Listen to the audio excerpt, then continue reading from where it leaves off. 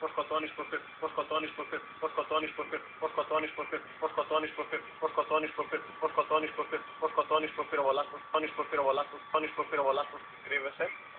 Έχει πολύ καλό σύστημα κάλυψη, δηλαδή πατάς το χ και όπου βρίσκει δηλαδή κάτι για να κρυφτεί, ό,τι είναι πιο κοντά πάει σε αυτό. Βρίσκεις κολόνα, πάει πίσω από την κολόνα, βρίσκεις αυτοκίνητο, πάει πίσω από το αυτοκίνητο και πάει λέγοντας.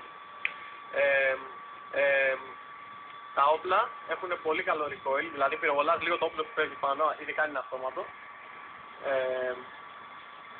Ναι, μισοκόλλησα. Λάγκαρες. Λάγκαρα λίγο.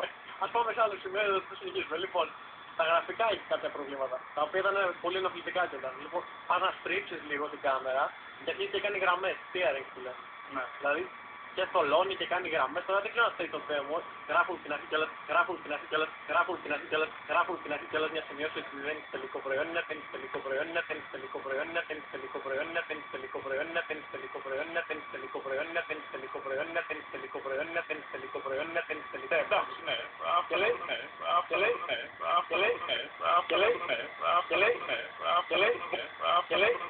Και λέει, μπορεί να μην είναι έτσι το τελικό προϊόν.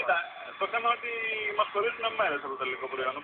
Και ελπίζω να λένε αλήθεια, δηλαδή να μην είναι έτσι, γιατί ήταν πολύ κακό αυτό σαν οπτικό αποτέλεσμα, αυτό που έβλεπα εγώ δηλαδή. Εντάξει, θα βελτιωθεί πολύ λίγο προφανώς. Πάντως υπάρχουν έτσι πολλές συνωμοσίες και παιδιά από μία αποστολή και μόνο που είχε μέσα το demo, φαίνεται δηλαδή αυτό το πράγμα και του δίνει καλά στοιχεία, αυτό είναι θετικό. Από πλευράς ήχους δεν είχε κάτι το ενδιαφέρον, ήταν κανονικό,